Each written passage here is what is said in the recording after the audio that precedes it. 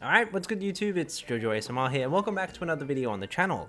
So, with the September ban list being in full effect, and with us now officially being in the new format, it's about time we start talking about what sort of non-engine you might want to consider playing in your decks. So today, we're going to be doing a tier list describing what I think are the best staples to the staples you should probably consider putting back in your binder. In the comment section down below, let me know if you agree or disagree with any of my takes, and if you enjoyed these videos, find them fun or entertaining or educational, something you like putting on in the background as you continue to do test hands, give this video a like. So, let's get right into it. We have categories from main, side, sleeper picks, meh, and stuff you should just honestly put back in your binder for trades. Let's get into it. The first card we have is Lancia. Now, being as impartial as I am, yes, this card FTKs Ritual Beast, but, like, that's it. It's a card simply for Ritual Beast. If you really hate Ritual Beast, you can play it, but it's just, are you really gonna dedicate spots in your deck or side deck for this card? That's up to you.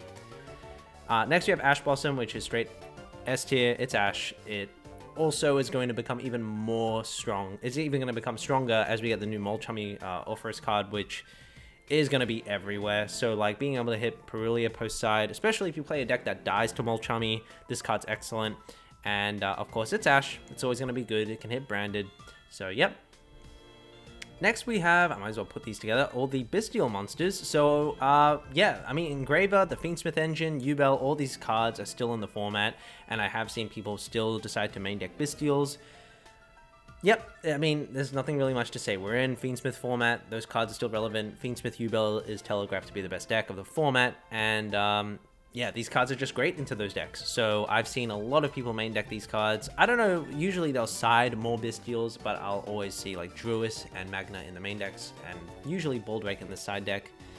If you play a more Thunder Dragon or a more Dragon Link centric deck with actual dragons and the Bestial engine, then usually you'll main deck the Boldrake and Saronir even, but if you're just playing these as hand traps, usually it's Magna and Druis and then this in the side.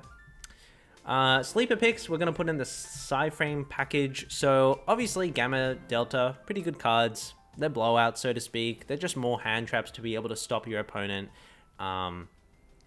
Personally, I have not seen these cards literally at all in anyone's main or side decks in high rated dueling books. So this is always like a sleeper pick, a card you can consider side decking almost always. And I never see this card in the main deck. I mean, it is got neat utility. Being able to use Gamma going first if you get Perulia'd or if you get Dogwooded or Shifted is something worth considering, but it's really not something which is relevant. Here's a card I'm really happy to talk about, DD Crow. So I think DD Crow is actually one of the best side deck hand traps you can play this format. With Branded, having only one Branded fusion, with Memento, being able to DD Crow their 5,000 boss monster, which like is huge. If you're able to do that, it will turn off stuff like Mace, it will turn off stuff like their Continuous Trap. It just turns off so much access to their engine. So with Memento being a really popular deck, like I've seen a lot of top tables, like a lot of high rated dueling book players play this deck. I've lost to a lot of Memento players, and like DD Crow is such a strong hand trap into those matchups because you can't Bestial them because they're Earths. So yeah, DD Crow is a great side staple. It hits Purely, which is another great deck I've seen a lot in high rated DB. It's Memento, Branded, Purely. It's a lot of your like blind spot matchups where like the typical Ashes, Imperms, Veilers, and Magnas aren't really gonna put in work in nibs. So I think DD Crow is a fantastic side staple and I would consider playing it. D-Shifter, I don't know how this card's not banned. No one needs to even emphasize. Next question. So we have Dominus Purge.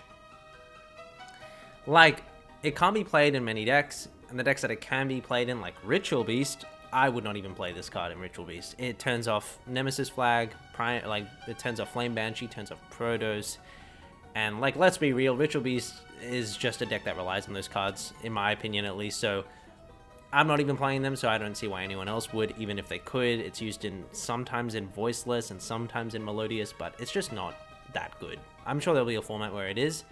As for Dominus Impulse, when we get that card out, that card might be pretty decent. Droll is a side staple. I think this card is even main deck worthy, to be honest. I have seen some people main deck Droll. It's just a great hand trap in combination with other hand traps, and it's able to really stop your opponent from popping off. With you losing now 2 copies of Snake Eye Ash, most of the combos are going to start with activating Bonfire. So like Droll is going to put in so much work. Hits Fire King Snake Eye, hits Ritual Beast, hits like pretty good against Memento, pretty good versus Yubel. It's just a good card. Like, I have seen people main deck this card. I think it's at the bottom of main staple, but it's probably at the top of side. Phantasme, like, it's just meh. There's no reason to play this over Parulia, but unless you play like a shifter deck like Ritual Beast where you can Phantasme draw into the shifter, but other than that, there's just no reason to play this card. Ghost Spell, it's just not the format for it. Like, there's pretty much no deck you can really play this for except for like Branded, but even then it's like you're grasping at straws. Yeah, there's just, I'm sure there'll be a format where Bell is like way higher. Mourner is something you can consider siding. I've even seen like some people on Dueling Book main this card because of the prevalence of Dimension Shifter, so you still want to be able to discard it under Shifter to negate a monster. It's, to be honest, I'd probably put in Sleeper Pick. Like, it's just another Veiler. So yeah. Ghost Ogre, I think, is a meh card. With you now not having, with it, there basically being no Apo in the format anymore, like, you lose the utility of being able to Apo, Ghost Ogre the Appaloosa on your turn. So I think with that being said, it's just knocked down the utility of Ghost Ogre quite a bit. So I would put it in meh. Cherries, again, like another meh card. Like, if your deck can play this card, it's probably not a good deck, no offense. So it's just not relevant. With there being no more Lacrima anymore and no more like WinCon Time Cheese, I don't know if Dogwood is going to be seeing as much play as it did before. So I'm going to just put it in Sleeper Pick for now until we really get like data off of like more events. So I don't really know what to say for now. Imperm, main staple, nothing to say, it's Imperm. Good draw as your 6th card, good hand trap, dodges tactics. Yep, it's Imperm. Parulia, a side staple. It's just FTK versus a lot of matchups. Yeah, it's just seen a lot on the side deck. Some decks like purely can main deck this card as well, which I've noticed. Yeah, Chummy is very good. And one of the best hand traps I'd probably put here is Nib. With no more Appaloosa, obviously, like, decks are going to struggle versus Nib to be able to put up a negate. Yeah. There's just, like, it cooks Ritual Beast if they don't draw, like, specific hands. Cooks a lot of decks if you compare it with another hand trap. Next we have Vados back in the binder. Next we have Veiler. I have not seen this card, to be honest, in anyone's main decks. And, like, with there being tons of Bystials everywhere, it's like, do you really want to give them a free light to banish? Like, usually I see Imperms, I see all these cards in everyone's decks on Dueling Book, but I have not seen that much Veiler. I don't really see it as a card you consider siding, but I'll put it at the top of Sleeper Pick, because it's like, yeah.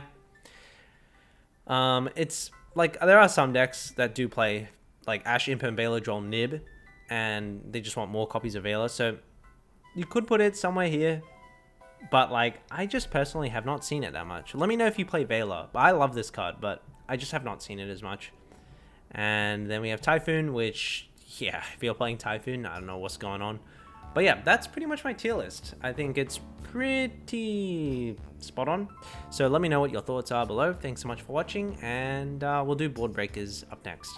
Bye.